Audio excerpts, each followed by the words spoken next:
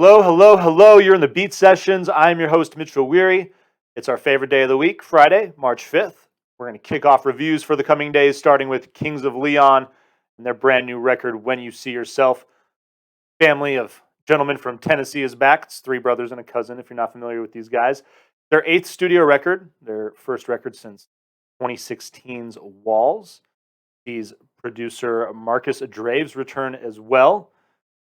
He's worked with the likes of Arcade Fire, Florence and the Machine, Mumford and Sons, Coldplay, number of bands. Certainly, there's kind of this minimalist, atmospheric element on some songs on this record that are evocative of bands like that. So I'm going to leave it up to you to decide. You're going to read a lot of mixed reviews about this record. A lot of people love it. A lot of people are not great about it. A lot of people really want to see them making music like they were early on in their career. Been around for 20 years and they started when they were so young. It happens. You grow up, you evolve, you want to do things differently, creatively. These guys used to party a lot, party hard. So, those early records are great. Youth and Young Manhood, Aha Shake, Heartbreak. They blew up with Only by the Night, obviously, with um, Sex is on Fire, amongst other things. And there's a really great review that I read that was talking about their tour in 2010, which I saw. It said if you were unlucky enough to see it, you saw a band that was burnt out and just done, was just ready to go home and rest, do whatever they needed to do.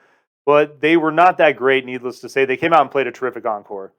So I got to see three songs that were pretty solid. But I digress. Needless to say, these guys feel refreshed on this record. It's nothing mind blowing or nothing that's super amazing, to be completely honest with you.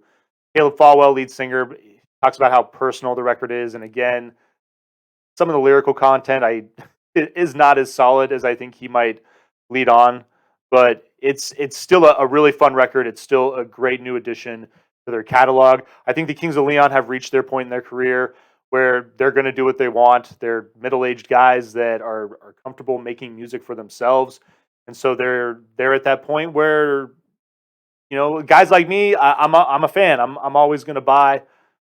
Someone was giving me a hard time for saying this type of thing about David Gray in a recent review, and if you don't dig the new Kings of Leon stuff, I completely get it. I totally understand. If you're not into it. I, however, am really digging on this record. There's good upbeat songs on it that definitely remind me of that early stuff. Songs like The Bandit. Really dig the track Stormy Weather. Jared Followell's bass on that song in particular is phenomenal. His bass work actually is probably my favorite thing about this record and why I'm digging it so much. There's some production issues. Caleb's voice in some tracks sounds muffled and super low, and can't really decipher the lyrics. Kind of frustrating. But Jared's bass is amazing on this entire record. Certainly my favorite about the record. I might. Golden Restless Age, great upbeat song along with the echoing.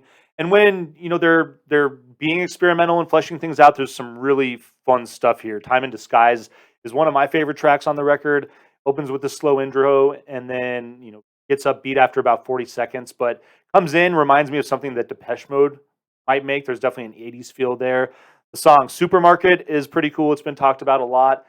I believe Caleb actually wrote it back in 2008 when they were creating Only by the Night. It was a song about there's a line in there about how he talks about how he can only become real self when he comes up. And so as a guy that's definitely toned it down over the years, it's a cool song to hear now, and it's really interesting knowing the backstory of it as well, considering what it's about. And it is a cool, personal, poignant moment on the record. I would say it's probably one of the better ones. And then Claire and Eddie's a cool song, kind of about it's certainly about environmental issues, but it's got this good country feel that I dig. But my criticisms of the record, opening track, When You See Yourself, Are You Far Away? There's just this really just dull breakdown where the repetitive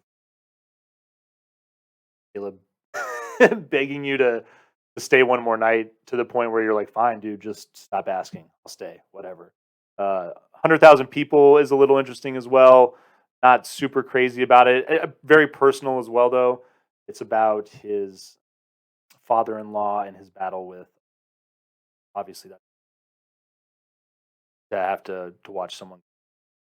So it's while the lyrical content is more solid there musically, it wanders a little bit, and I'm not super crazy about it. Along with a wave, so the album starts off a little rocky for me. There's some great upbeat songs in there, but overall, it's a solid effort. I really enjoy it. I think it's one of those records that, as you listen to it more, it's going to grow on you. So I'm going to give it a vinyl, please.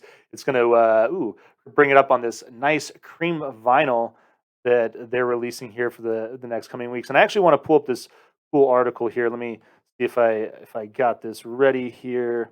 Hold on just a second. So we're talking about NFTs. And if you're not familiar with that, Kings of Leon is about to be the first band to release an album as an NFT, non-fungible token. We're going to come down here a little bit. You're not familiar with them. A quick rundown: NFTs are a type of cryptocurrency, but instead of holding money, they can hold assets like art, tickets, and music. NFTs operate on a blockchain, which is a publicly accessible and transparent network, meaning anyone can see the details of any NFT transaction. Computers involved in the transactions become part of the network, which keeps updating and can't be hacked due to its nature as a many-headed hydra.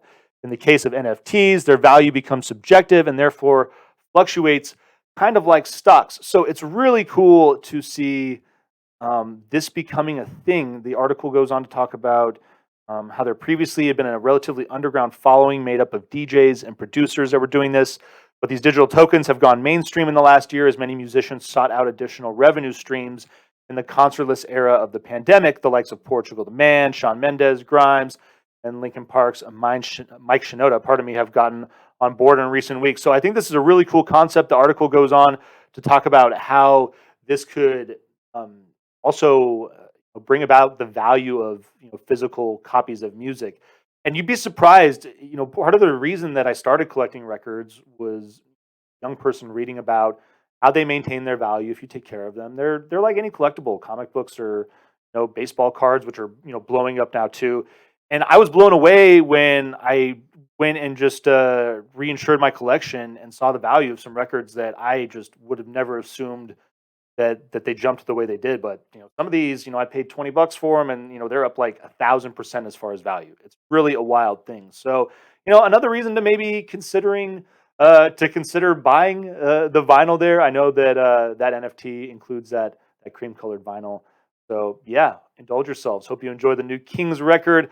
Please like this video, subscribe to my channel, and tune in Sundays to the live show. I'm gonna have Keith Gravenis in the studio. We'll probably be chatting more about those NFTs and lots of other subjects concerning music. Thanks for tuning in. We'll see you next time.